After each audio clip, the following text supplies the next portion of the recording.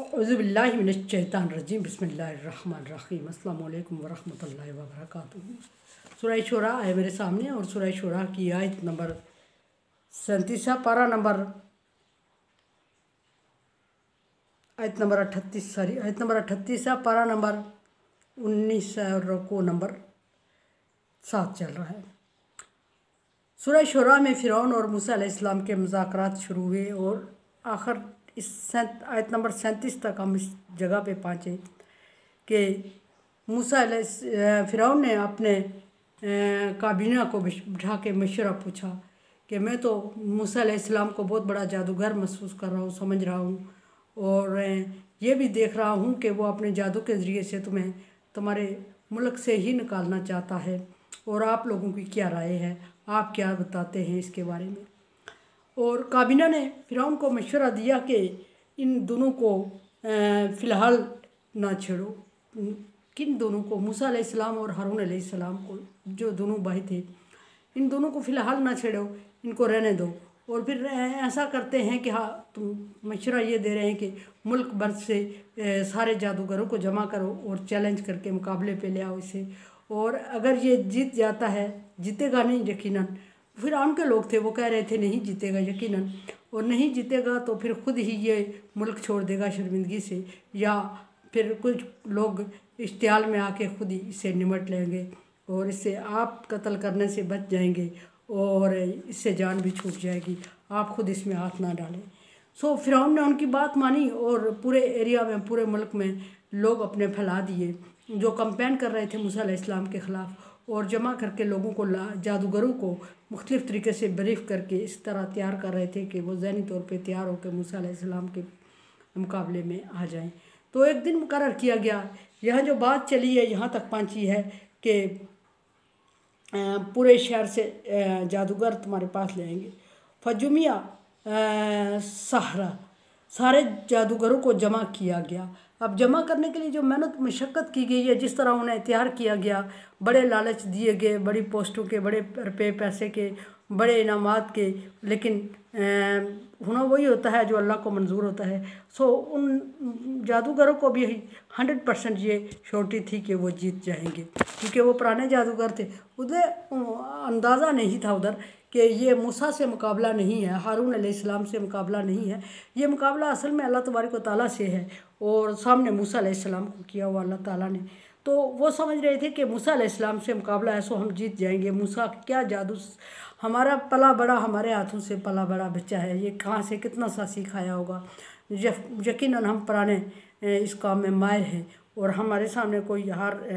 जीत नहीं सकता, सो हम जीत जाएंगे। उन्हें बड़ा कॉन्फिडेंस था और मूसा अलैहिस्सलाम घबराए हुए थे। मूसा अलैहिस्सलाम इसलिए घबराए हुए थे कि यकीनन मूसा अलैहिस्सलाम जादूगर तो थे नहीं और मौजज़ा अल्लाह की तरफ से था, और मूसा अलैहिस्सलाम को अल्लाह तबारक व तआला बार बार दिखा भी चुके थे, लेकिन उसके बावजूद मूसा अलैहिस्सलाम को एक खौफ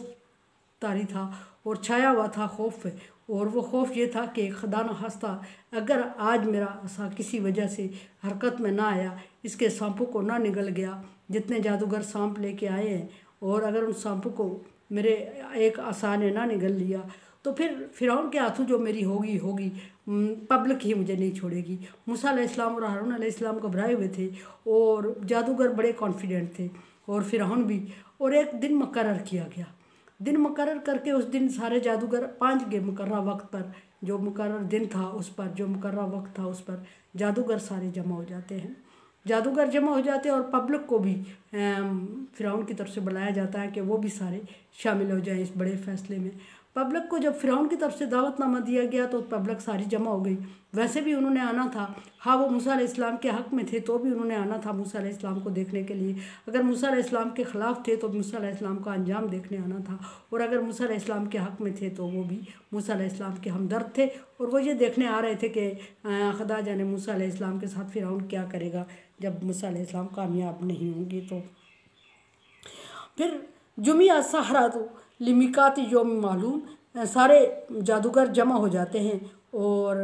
एक वक्त मुकर्रर के लिए, और उन लोगों से कहा जाता है कि हल अंतुम मुज्तमिऊन, लोगों को इख्तियार दिया फ़िरौन ने कि क्या तुम भी इस मजमे में शरीक होना चाहते हो। यकीनन लोग शरीक होना चाह रहे थे। मैंने अर्ज़ की कि بعض لوگ تماشا دیکھنے کے لیے، بعض لوگ انجام دیکھنے کے لیے، بعض لوگ موسیٰ علیہ السلام کے ساتھ ہمدردی رکھتے ہوئے ہر طرح سے لوگ جمع ہونا چاہ رہے تھے، اور وقت بھی مقرر کیا گیا، اور فرعون نے اپنی مسند باہر لگا دی اور محفل لگ گئی اور بڑے میدان سج گیا، اور موسیٰ علیہ السلام کو بھی بلایا گیا۔ ہارون علیہ السلام بھی موسیٰ علیہ السلام کے ساتھ ہے۔ موسیٰ علیہ السلام کے ہاتھ میں وہی عام سی لاٹھی ہے جو فرعون کے سامنے موسیٰ علیہ السلام نے ڈالی اور سانپ بنا، جو کوہ طور پہ موسیٰ علیہ السلام نے ڈالی، اور بہت جگہوں پہ ایسا ہوا کہ اس نے اپنا کرتب دکھایا، جو اللہ کرشمہ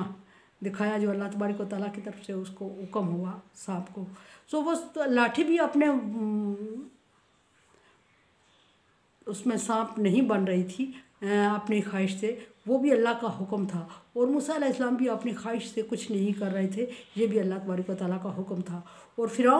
فرعون کی جو قوم تھی وہ اپنے بچاؤ کی کوشش کر رہے تھے، فرعونی جو تھے، اس لیے کہ انہیں 100% یقین ہو گیا تھا کہ اب ان سے ان کا ملک، ان کا وطن، ان کی حکومت سب چھینی جائے گی، کیونکہ جو نجومی نے ان کو پیشن گوئی کی تھی اس کا وقت اب آن پہنچا ہے۔ اندر سے ڈر رہا تھا فرعون کہ خدا نہ خواستہ یہ جیت گیا اگر تو پھر میری کیا رہ جائے گی، صبح کی ہو جائے گی۔ اور جو لوگ فرعونی تھے وہ بھی کبھی مطلب مختلف کیفیات تھی دونوں طرف، کبھی خوفزدہ ہو رہے تھے کہ شاید کہ اس دفعہ بھی فرعون موسیٰ علیہ السلام جیت جائے، موسیٰ علیہ السلام کی لاٹھی اجدہا بن جائے اور ہمارے سارے سانپوں کو نگل جائے۔ پھر کانفیڈنٹ بھی تھے، کچھ جادوگر بڑے کانفیڈنٹ تھے، اور باقی لوگ کبھی گھبراتے، کیفیت بدلتے گئی دونوں طرف سے، موسیٰ علیہ السلام بھی گھبرائے ہوئے اور ہارون علیہ السلام بھی۔ اور لوگوں کو جب وقت مقررہ پہ کہا گیا کہ تم ضرور آنا، اب موسیٰ کا اور ہمارا مقابلہ ہے، اور ہمیں یقین ہے 100% کہ ہم جیت جائیں گے، اور اس مقابلے میں دیکھنا کہ اب دیکھنا یہ ہے کہ پھر ان لوگوں نے فرعون سے بھی بہت بڑے